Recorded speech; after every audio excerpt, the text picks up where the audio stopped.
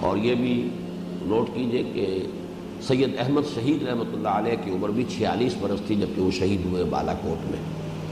تو یہ عمر بھی جن لوگوں کے اندر عزم اور ہمت ہوتی ہے تو اتنی عمر بھی کافی ہوتی ہے کہ وہ کوئی کام ایسے کر جائیں کہ دنیا میں پھر انہیں یاد رکھا جائے. تو عمر کا زیادہ ہونا ہی ضروری نہیں ہے. جیسا کہ میں نے بارہا بیان کیا، حضور کی عمر کل 61 برس ہوئی، تقریباً یہی عمر حضرت ابو بکر کی، یہی حضرت عمر کی، یہی حضرت علی کی. صرف حضرت عثمان رضی اللہ تعالیٰ عنہ کی عمر جو ہے وہ زیادہ تھی، 80-82 برس. بہرحال 46-47 برس پر عمر ہوئی ہے. لیکن یہ کہ حدیث کے اندر بہت بڑا ان کا مقام ہے. ریاض الصالحین ان کی بہت ہی مشہور و معروف کتاب ہے. عام طور پر جو حدیث کے مجموعے مرتب کیے گئے ہیں وہ فقہی اعتبار سے ہیں، وہ در حقیقت وہ فقہ السنہ ہی کی ایک بات بن جاتی ہے. تو لیکن یہ کہ ریاض الصالحین اس اعتبار سے بڑی مختلف کتاب ہے کہ اس میں اخلاقیات اس کے حوالے سے ابواب جو ہے وہ باندھے گئے ہیں، اور وہ کتاب جو ہے وہ اس پہلو سے عام مطالعے کے لیے بہت ہی زیادہ موزوں ہے. باقی جو یہ کتابیں ہیں حدیث کی، اس کے لیے ایک فن سے واقف ہونا ضروری ہے. اس میں بہت سے پھر وہ مسائل آ جاتے ہیں، فقہی مسائل، فقہی مباحث آ جاتے ہیں. لیکن وہ حدیث کی کتاب ایسی ہے کہ جو بنیادی طور پر جس کو کہنا چاہیے کہ لب لباب جو ہے دین کی تعلیمات کا، خصوصاً انسان کی اخلاقی زندگی سے متعلق، وہ اس میں سب آ جاتے ہیں. ان کا اصل نام جو ہے امام یحییٰ بن شرف الدین نووی. شام میں دمشق کے مضافات میں یہ قصبہ تھا نوا. تو نوا کے رہنے والے امام یحییٰ بن شرف الدین نووی، انہوں نے ریاض الصالحین ان کی مشہور ترین کتاب ہے. لیکن یہ کہ یہ 42 احادیث کا مجموعہ بھی انہوں نے مرتب کیا ہے. اور میرا ذاتی تاثر یہ ہے کہ واقعتاً اصول دین جن کو ہم کہیں گے مختلف اعتبارات سے، مطلب ایک ہے کہ دین بحیثیت مجموعی کیا ہے، اس کے اجزائے ترکیبی کیا ہے، ان کا آپس میں ربط و تعلق کیا ہے. پھر یہ کہ دین کی باطنی حقیقت کیا ہے جس کو ہم تصوف سے عام طور پر تعبیر کر دیا کرتے ہیں. تو ان مختلف پہلوؤں سے، ظاہر و باطن ان دونوں پہلوؤں سے، یہ کتاب جو ہے مختصر ترین مجموعے میں سے ان کو شمار کیا جائے گا. لیکن یہ کہ بہرحال یہ بہت جامع ہے اور معلوم ہوتا ہے اس لیے کہ سلیکشن ہی میں جو در حقیقت انسان کی پھر لیاقت اور مہارت جو ہے اس کے اپنی ذہنی سطح کیا ہے، اسی میں اس کی سلیکشن جو ہے وہ در حقیقت ظاہر ہوتی ہے. تو یہ سلیکشن جو ہے اس سے اندازہ ہوتا ہے کہ امام یحییٰ بن شرف الدین نووی نے بہت ہی عرقریزی کے ساتھ اور بہت محنت کے ساتھ جو اہم ترین احادیث ہیں ان کو جمع کیا ہے. ان میں جو سب سے پہلی حدیث ہے جس کا آج ہمیں مطالعہ کرنا ہے، یہ ایک ایسی حدیث ہے کہ شاید ہی کوئی کتاب ہو حدیث کی اور کوئی مجموعہ احادیث کا ہو جس میں یہ حدیث موجود نہ ہو. آج ہی صبح میں دیکھ رہا تھا تو جب اتفاق ہے کہ صرف موطا امام مالک رحمہ اللہ جو ہے اس میں تو یہ حدیث موجود نہیں ہے.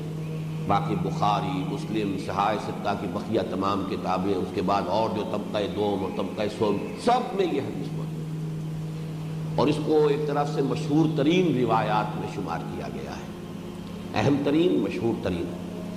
اور اکثر و بیشتر محدثین نے اپنے مجموعوں میں نمبر 1 پر اس حدیث کو درج کیا ہے، اس لیے کہ یہ بہت ہی ایک اہم اور بنیادی جو اس کا موضوع ہے. امام شافعی رحمۃ اللہ علیہ کا قول یہ ہے کہ یہ 70 ابواب میں داخل ہے. یعنی اس حدیث سے یوں سمجھیے کہ دین کی تعلیمات کے 70 پہلو واضح ہوتے ہیں. تو اگر یہ لفظ 70 جو ہے اس کے بارے میں عام شارحین کا یہی قول ہے کہ اس سے مراد مبالغہ ہے، کثرت کی طرف اشارہ ہے. اس سے مراد ایگزیکٹ 70 کی فگر نہیں ہے، کیونکہ یہ لفظ آتا ہے قرآن میں بھی حدیث میں بھی 70 کثرت کے لیے. بہرحال اس حدیث کی اس اعتبار سے اہمیت آپ کے سامنے آ گئی. اس کے راوی ہے حضرت عمر بن الخطاب رضی اللہ تعالی عنہ. اور یہ آپ کے علم میں اب تک بات آ چکی ہوگی کہ صحابہ کرام میں بھی ایک تقسیم ہوتی ہے. ایک تقسیم تو ایک درجے کے اعتبار سے ہے کہ چوٹی پر 4 ہمارے خلفائے راشدین ہیں، اور ان میں ترتیب جو ہے فضیلت کے اعتبار سے اعلیٰ ترتیب الخلافہ، اس لیے کہ چوٹی پر حضرت ابو بکر، پھر حضرت عمر، پھر حضرت عثمان، پھر حضرت علی. پھر یہ کہ 6 افراد جو ہیں وہ جو عشرہ مبشرہ میں سے ہیں، پھر اس کے بعد جو بدری صحابی ہیں، پھر اس کے بعد جنہوں نے بیعت رضوان کے موقع پر بیعت کی تھی. اس طرح سے درجہ بندی ہے. ایک اور اعتبار سے ان میں درجہ بندی ہوتی ہے، اور ایک ہے فقہائے صحابہ. اور فقراء صحابہ، یہ ایک خاص اعتبار سے ان میں تقسیم کی گئی ہے۔ فقہاء صحابہ وہ ہیں کہ جو جن میں فہم دین، اس یہ جو ہے خصوصی ان کا ایک وصف۔ اور حضرت عمر رضی اللہ تعالیٰ عنہ کے بارے میں تو ظاہر بات ہے کہ بہت سی احادیث حضور کی جو مروی ہے کہ اگر میرے بعد کوئی نبی ہوتا تو عمر ہوتے، اور الحق ینطق علی لسان عمر، حق جو ہے جو عمر کی زبان پر حق جاری رہتا ہے، حق بولتا ہے۔ تو مختلف جو ہے احادیث اور بہت سی آیات قرآنیہ کے شان نزول میں آپ دیکھیں گے کہ حضرت عمر کو اس مسئلے کی اہمیت کا احساس پہلے ہوا، پھر وہ آیات نازل ہوئی۔ تو اس سے وہ جو بہت ہی ایک ہم آہنگی ہے دین کے مزاج میں اور حضرت عمر رضی اللہ تعالیٰ عنہ کے مزاج میں، ایک بڑا قرب تھا، بڑی ہم آہنگی تھی۔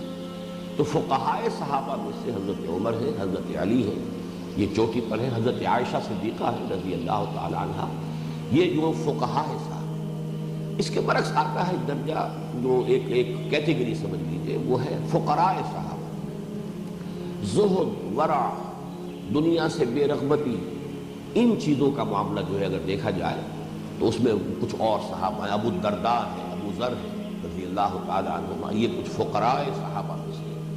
تو ان کا زہد، ان کا تقویٰ، ان کی دنیا سے بے رغبتی، اللہ سے محبت، یہ جو ایک باطنی کیفیات ہے، اور دنیا سے چونکہ بے رغبتی تھی لہٰذا ان پر ویسے وہ فقر ظاہری نہیں تھا، اگرچہ وہ فقر جو ہے وہ تو ان کا اصل میں استغنا کی بنیاد پر تھا کہ دنیا سے انہیں کوئی رغبت نہیں تھی۔ تو فقہائے صحابہ میں سے جو چوٹی میں شمار کیے جاتے ہیں ان میں حضرت عمر بھی ہے رضی اللہ تعالیٰ عنہ۔ اور یہ بھی آپ کے علم میں رہنا چاہیے کہ فقہائے صحابہ سے مروی روایات کم ہیں۔ حضرت ابو ہریرہ رضی اللہ تعالیٰ عنہ کثیر الروایت صحابی ہیں، حالانکہ وہ ایمان بھی غالباً سن 7 ہجری میں لائے ہیں، لیکن چونکہ سن 7 ہجری میں ایمان لانے کے بعد جو بھی 2 سال انہیں ملے ہیں تو وہ پھر اصحاب صفہ میں شامل تھے، ہمہ وقت ہمہ تن وہ اسی کام میں لگے رہتے تھے، ہر وقت جو ہے حضور صلی اللہ علیہ وسلم کی باتیں ان کے سامنے آتی تھیں، لہذا اب ان کے پاس جو ہے ذخیرہ بہت بڑا تھا۔ یہ جو حضرت ابو بکر ہے، حضرت عمر ہے رضی اللہ تعالیٰ عنہما، ان لوگوں کا معاملہ یہ ہے کہ جو دنیاوی معاملات ہیں، تجارت بھی کرتے تھے، کاروبار بھی کرتے تھے، پھر جو بھی ملی امور تھے، جو بھی یعنی جماعتی یا اجتماعی معاملات تھے، ان میں ان کی ذمہ داریاں بھی ہوتی تھیں، تو وہ اس طرح سے تو کہیں مسجد کے اندر بند کر بیٹھے ہوئے نہیں تھے۔ تو ان کی مرویات بہت زیادہ نہیں ہے تعداد کے اعتبار سے، حالانکہ طویل ترین رفاقت جو ہے زمانے کے اعتبار سے وہ تو حضرت ابو بکر رضی اللہ تعالیٰ عنہ کو حاصل ہے، لیکن یہ کہ بہرحال جو یعنی روایات کا جہاں تک تعلق ہے ان سے بہت زیادہ حدیثیں جو ہے مروی نہیں ہیں۔ عن عمر بن الخطاب رضی اللہ عنہ، عن سے پہلے کیا لفظ محذوف ہے؟ آپ حدیثیں شروع کر چکے ہیں، یہ عن سے کیا مراد ہے؟ جی یہ نہیں بتایا گیا آپ کو؟ عن سے مراد اس سے پہلے محذوف ہے رویہ عن عمر بن الخطاب، روایت کیا گیا عمر بن الخطاب سے۔ عن جو ہے وہ تو آپ کو معلوم حرف جار ہے، عن عمر بن الخطاب، عمر بن الخطاب سے، مطلب کیا سے؟ رویہ عن عمر بن الخطاب رضی اللہ تعالی عنہ، روایت کیا گیا ہے حضرت عمر ابن خطاب سے رضی اللہ عنہ، قال سمعت رسول اللہ صلی اللہ علیہ وسلم یقول۔ اس میں بھی ذرا نوٹ کیجئے کہ ان کے بعد پھر دوبارہ ان آ جائے، اگر ان عمر بن الخطاب عن النبی صلی اللہ علیہ وسلم، عمر بن الخطاب رضی اللہ تعالیٰ عنہ سے روایت کیا گیا، انہوں نے روایت کیا حضور سے صلی اللہ علیہ وسلم، اس میں اور سمعت رسول اللہ صلی اللہ علیہ وسلم یقول، اس میں بڑا فرق ہو جائے گا۔ یعنی ایک ممکن یہ ہو سکتا ہے کہ ایک صحابی نے دوسرے صحابی سے وہ بات سنی ہو، اب وہ دوسرے صحابی کا تذکرہ نہ کر رہے حضور کی طرف اس کو انہوں نے منسوب کر دیا، اس کا امکان موجود ہے کہ یہ حدیث جو ہے حضرت عمر نے براہ راست نہ سنی ہو، حضرت ابو بکر نے سنی ہو اور حضرت ابو بکر نے حضرت عمر کو سنائی ہو، اور چونکہ حضرت عمر کو رضی اللہ تعالی عنہ حضرت ابو بکر پر پورا اعتماد اور یقین تھا کہ انہوں نے جو کچھ حضور کی طرف منسوب کر کے فرمایا ہے صحیح فرمایا ہے، تو وہاں تذکرہ نہ کیا جائے ابو بکر کا اور نام لے لیا جائے کہ انہوں نے روایت کیا حضور سے۔ لیکن جہاں یہ لفظ آ جائے گا سمعت رسول اللہ، اب یہاں پر گویا کہ ایک اضافی جو ہے اس میں تاکیدی رنگ پیدا ہو گیا، میں نے خود سنا اللہ کے رسول صلی اللہ علیہ وسلم کو یہ فرماتے ہوئے، سمعت رسول اللہ۔